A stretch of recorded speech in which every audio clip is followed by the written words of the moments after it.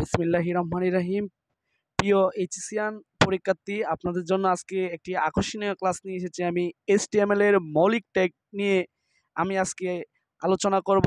আশা করি আজকের এই ক্লাসটি করার পর একাদশ এবং দ্বাদশ শ্রেণীর শিক্ষার্থীরা অবশ্যই HTML নিয়ে আর কোনো চিন্তা থাকবে না।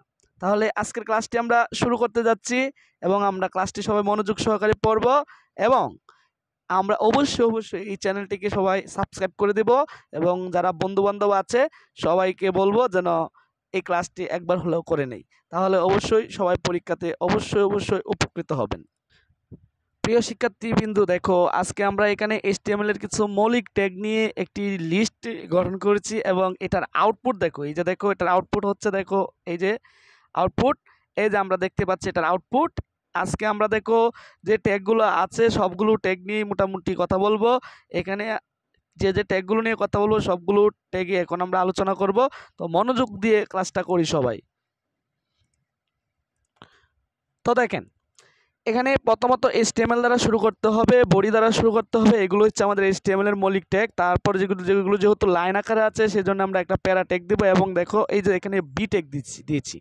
বি ট্যাগটা হচ্ছে বোল্ড ট্যাগ এবং এটার ভিতরে টেক্সট হিসেবে আপনি যাই লিখবেন, যেমন এখানে লিখলাম দেখেন রাজন স্যার এবং বোল্ড দ্বারা শুরু করলাম, বোল্ড দ্বারা শেষ করলাম, লেখাটি অটোমেটিকলি বোল্ড হয়ে যাবে। দেখেন এটা কিভাবে বোল্ড হয়ে গিয়েছে। এই যে দেখেন আমরা আউটপুটে যদি দেখতে চাই, দেখেন এই যে দেখেন রাজন স্যার লেখাটি দেখেন মোটা, দেখছেন রাজন স্যার লেখাটা মোটা দেখছেন।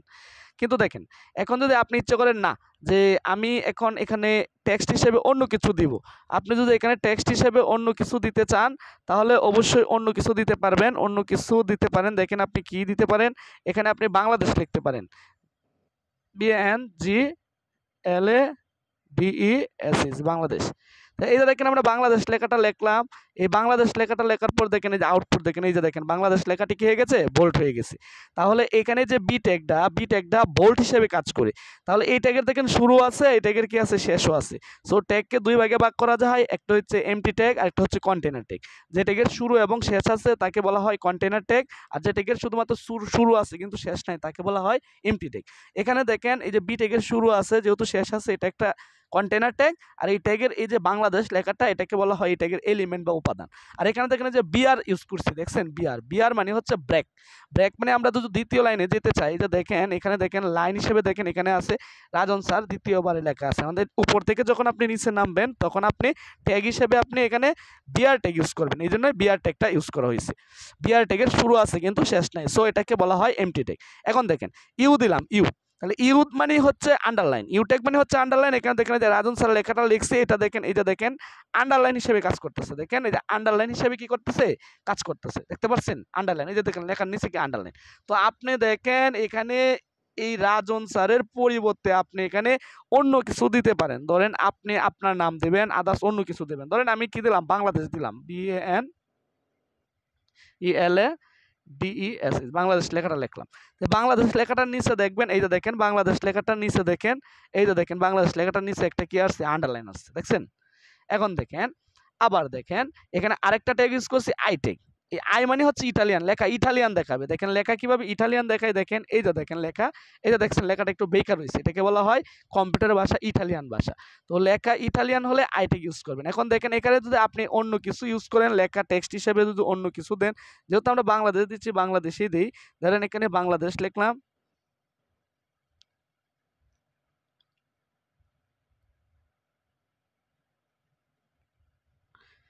এই যে বাংলাদেশ লেখাটা লিখলাম, দেখেন বাংলাদেশ লেখাটা লেখার পর দেখেন এর আউটপুটটা কি হচ্ছে, দেখেন এই যে দেখেন বাংলাদেশ লেখাটা একটু বেঁকে গেছে।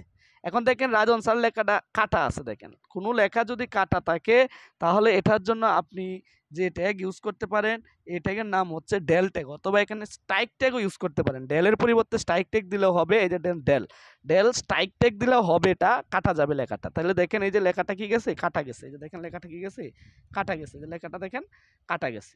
এখন দেখেন আপনি যদি বলেন যে এটা অন্য কিছু দিতে চাই, আমরা এখানে অন্য কিছু দিতে চাই, তাহলে আপনি দেখেন অন্য কিছু কি দিতে পারেন, অন্য কিছু কি দেওয়া যায় দেখেন। এখন আপনি যদি এখানে লেখেন বাংলাদেশ,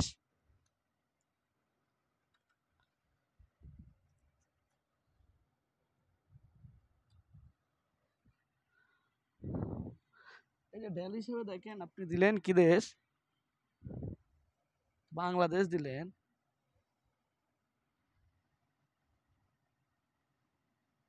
ধরেন আপনি এখানে লিখবেন কি বাংলাদেশ লেখাটা লিখতে চাইতেছেন, ধরেন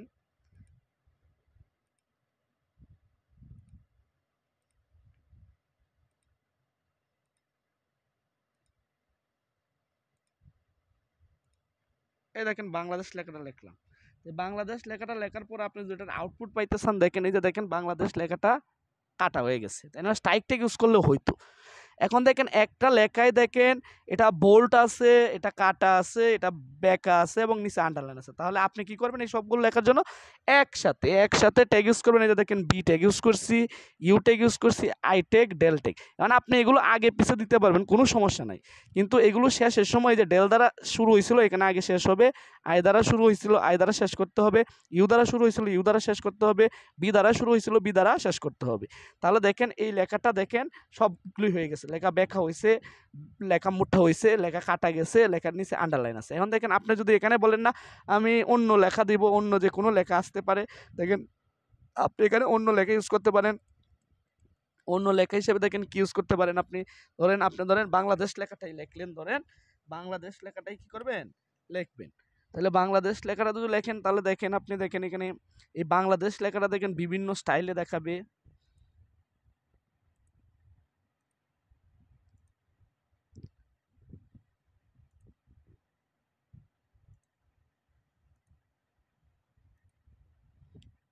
এই যে দেখেন বাংলাদেশ লেখাটা লিখলাম, দেখেন বাংলাদেশ লেখাটার আউটপুট কি হয়েছে দেখেন। এই যে দেখেন লেখাটা দেখেন মোটা হয়েছে এবং কাটা গেছে, নিচে আন্ডারলাইন এবং কি ব্যাখ্যা হয়েছে, দেখেন বিভিন্ন ধরনের ট্যাগে এটার মধ্যে কি অন্তর্ভুক্ত হয়েছে। এখনও যারা চ্যানেলটিকে সাবস্ক্রাইব করেননি অবশ্যই চ্যানেলটাকে সাবস্ক্রাইব করে দেবেন এবং আপনাদের বন্ধুবান্ধব যারা এইচএসসি পরীক্ষার্থী সবার কাছে ভিডিওটি শেয়ার করবেন এবং সবাইকে বলবেন যেন চ্যানেলটি সাবস্ক্রাইব করে, কারণ সাবস্ক্রাইব করলে নতুন নতুন ভিডিও যেগুলো আছে ওইগুলো আপনারা পাবেন। এখন দেখেন বিআর দিলাম, নিচে নামলাম। এখন দেখেন আমাদের হেডিং ট্যাগ আছে, দেখেন অনেকগুলো হেডিং ট্যাগ আছে, আমাদের হেডিং ট্যাগ রয়েছে আপনার অনেকগুলো। এই হেডিং ট্যাগগুলো দেখেন কোন কোন ট্যাগ, এখানে প্যারা দ্বারা শুরু হয়েছিল এটার উপরের লাইনে এটা শেষ করে দিতে হবে। এই যে দেখেন প্যারা দ্বারা শুরু করছিলেন, প্যারা দ্বারা এখানে এখন শেষ করে দেন, যে এখানে প্যারা দ্বারা কি করে দেন শেষ করে দেন। এই যে ধরেন প্যারা দ্বারা কি করলাম শেষ করে দিলাম, প্যারা টেক দ্বারা শেষ করে দিলাম। এই প্যারাগ্রাফ টেক আবার সব ক্ষেত্রে ইউজ করা যাবে না, শুধুমাত্র লাইনগুলোর ক্ষেত্রে কি প্যারাটেক কি করা হয় ইউজ করা হয়। এটার শুরুর ট্যাগ আছে, শেষ ট্যাগ আছে, তো এটাকে কন্টেনার ট্যাগ বলা হয়। এখন দেখেন আমরা যে ট্যাগটা ইউজ করলাম এই ট্যাগের নাম হচ্ছে আপনার হেডিং ট্যাগ। হেডিং ট্যাগ রয়েছে আমাদের 6টা, হেডিং ট্যাগ আছে 6টা। দেখেন H1 দিছি, এই যে রাজন স্যার লেখাটা লিখলাম, H1 দিয়ে রাজন স্যার লেখাটা লিখলাম, দেখেন এই লেখাটা দেখেন সব থেকে বড় হয়েছে, দেখছেন। আর আপনি এখানে অন্য কিছু দিতে পারেন, ভিডিও বড় হয়ে যাবে, তাই আমি আর টেক্সট দিচ্ছি না। এখানে অন্য নাম দিলে যা দিবেন সেটাই বড় হবে। এবং দেখেন এখানে হেডিং 2 দিবেন, দেখেন লেখা কি হয়ে যাবে ছোট হয়ে যাবে। এটার জন্য ব্রেক ইউজ করতে হবে না, ব্রেক ইউজ করার দরকার নেই। যে হেডিং 2 দিলে লেখা আরো ছোট হয়ে গেছে। আপনি যখন হেডিং কি দিবেন 3 দিবেন, তাহলে লেখা আরো ছোট হবে। এই যে দেখেন লেখা কি হয়েছে আরো ছোট হয়ে গেছে, লেখা দেখছেন লেখা আরো ছোট হয়ে গেছে। আপনি যখন 4 দিবেন আরো ছোট হবে, 5 দিলে আরো ছোট হবে, 6 দিলে আরো ছোট হবে। তো আপনি যখন হেডিং ইউজ করবেন, হেডিং ট্যাগ সবথেকে বড় হেডিং ট্যাগের নাম হচ্ছে H1, এটা ঢাকা বোর্ড 2023 সালে আসছিল, এবং সবচেয়ে ছোট ট্যাগের নাম হচ্ছে কি হেডিং 6। এখন দেখেন হেডিং ট্যাগের পরে দেখেন আমরা এখানে কোনো লেখা যদি উপরে দিতে চাই তাহলে এখানে উপরে দিলে দিতে হবে সাব ট্যাগ, আর যদি লেখা নিচে দিতে চান তাহলে হবে সুব ট্যাগ। এই যে SUB সুব ট্যাগ, দেখেন SUB2 মানে লেখাটা এর নিচে 2 যাবে, সুব দ্বারা শুরু সুব দ্বারা শেষ।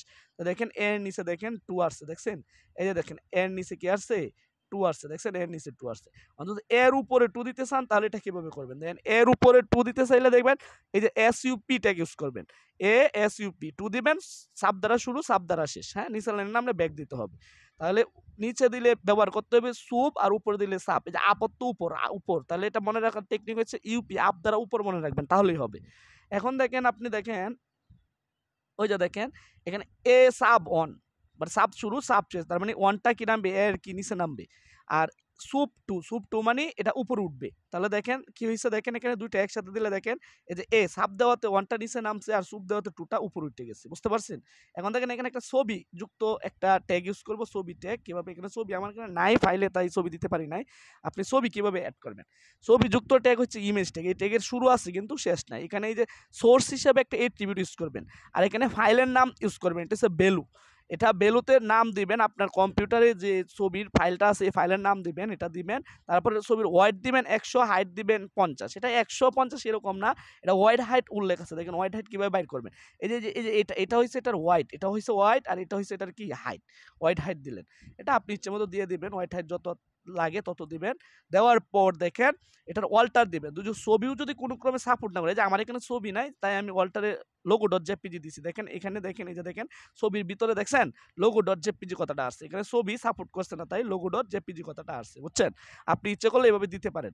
এবং বর্ডার ইউজ করবেন, বর্ডার ওয়ান ইউজ করবেন। বর্ডার ওয়ান দিলে দেখেন কি কাজটা হয়েছে, বর্ডার ওয়ান। এই যে দেখেন এই ছবির সাইড দিক দিয়ে একটা কি আসছে, বর্ডার আসছে, বর্ডার চলে আসছে। এটা দিতেও পারেন, নাও দিতে পারেন। ওকে, এটা হচ্ছে ইমেজ ট্যাগ। এই ট্যাগের শুরু আছে কিন্তু এই ট্যাগের শেষ নাই। এখন দেখেন আপনাদেরকে যে ট্যাগটা শিখাবো সেটা হচ্ছে আপনার কিভাবে লিঙ্ক করাবেন। লিঙ্ক করানোর ট্যাগ হচ্ছে অ্যাঙ্কর ট্যাগ। এই যে অ্যাঙ্কর ট্যাগ, আর অ্যাঙ্কর ট্যাগের সাথে এট্রিবিউট হচ্ছে হার্প ইউজ করবেন। হার্প মানে হাইপার রেফারেন্স। এখানে ইউআরএল এর একটা অংশ দিবেন, যে লিঙ্কের নাম দেবেন। এই যে এইচটিটিপির পূর্ণরূপ হচ্ছে হাইপার টেক্সট ট্রান্সফার প্রোটোকল। এই যে :/www পূর্ণরূপ হচ্ছে ওয়ার্ল্ড ওয়াইড ওয়েব। এরপরে যে আমরা একটা লিঙ্ক ট্যাগ দিলাম google.com, এটা কার সাথে লিঙ্ক হবে, যে গুগলের সাথে। এখানে টেক্সট হিসেবে যেটা দিবেন ওই লেখাটাতে ছুঁয়ে দিলে এটা লিঙ্ক হয়ে যাবে। পরে অ্যাঙ্কর দ্বারা শুরু হবে, অ্যাঙ্কর দ্বারা শেষ। এই যে দেখেন কি হয়েছে, দেখেন এই যে দেখেন এই যে গুগল একটা লিঙ্ক হয়ে গেছে। গুগলে যদি আমি এভাবে ক্লিক করি, দেখছেন এই যে দেখছেন এই যে google.com এর সাথে কি হয়ে গেছে, এটা লিঙ্ক হয়ে গেছে, দেখছেন? তাহলে এটা হচ্ছে লিঙ্ক ট্যাগ। কথা বুঝতে পারছেন? লিঙ্ক ট্যাগের জন্য কি ইউজ করবেন? লিঙ্ক ট্যাগের জন্য অবশ্যই ইউজ করবেন অ্যাঙ্কর ট্যাগ। তারপরে বডি দ্বারা শুরু করছিলেন, বডি দ্বারা কি করবেন, শেষ করবেন। HTML দ্বারা শুরু করছিলেন, HTML দ্বারা কি করবেন, শেষ করে দেবেন। আপনার প্রোগ্রাম ওকে। তাহলে এরকম আরও নতুন ভিডিও পেতে হলে অবশ্যই আমরা চ্যানেলটাকে সাবস্ক্রাইব করব, এবং বন্ধু বান্ধবের কাছে চ্যানেলটা অবশ্যই কি করব, এই ভিডিওটি শেয়ার করে দেব। তো সবাই ভালো থাকবেন, সুস্থ থাকবেন, এবং আমরা যেন সবাই ভালোভাবে পরীক্ষা দিতে পারি সেই কামনাই করছি, এবং আমার জন্য সবাই দোয়া করবেন। আসসালামু আলাইকুম।